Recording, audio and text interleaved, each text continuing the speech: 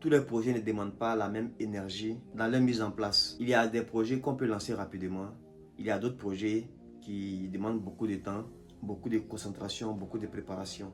Alors si tu as un grand projet que tu souhaites mettre en place, dans cette vidéo, je vais te proposer une méthode que moi j'utilise fréquemment. Comme je le disais tantôt, il y a des projets dont tu peux avoir l'idée le matin et le soir tu te lances. Comme tu peux avoir l'idée le soir et dès le matin tu lances. Et je le précise, ça c'est pour les petites idées qui ne demandent pas grand chose avant de commencer. En ce qui concerne les grands projets, moi je divise l'année en 2 parties.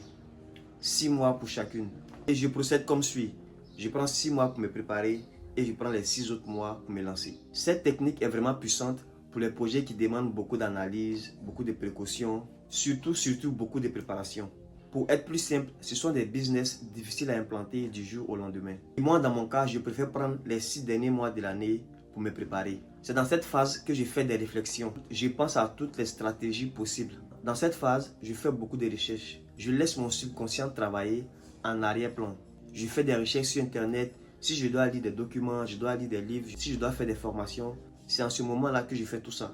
Si je dois prendre des renseignements chez des personnes qui sont déjà dans le domaine, je le fais. Je profite pour analyser mes futurs concurrents. Je regarde ce que je peux apprendre d'eux en analysant les forces et les faiblesses. Dans cette phase, je rentre mentalement dans le business, même si de façon pratique, rien n'est encore fait.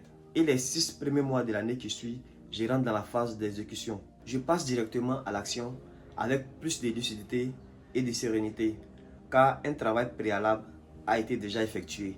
Dans cette deuxième phase, vous serez moins stressé et plus efficace, si et seulement si vous avez bien effectué votre préparation au cours des 6 premiers mois. Vous pouvez également changer l'ordre, cela dépend de vous. Soit vous prenez comme moi les 6 derniers mois de l'année pour vous préparer et dès le début de l'année, vous avez 6 mois pour passer massivement à l'action. Cela dépend de chacun, cela dépend de comment chacun se sent dans la chose. Parce qu'il y a des gens qui ont plus d'énergie pour bosser en début d'année et il y a d'autres qui ont plus d'énergie à bosser en fin d'année.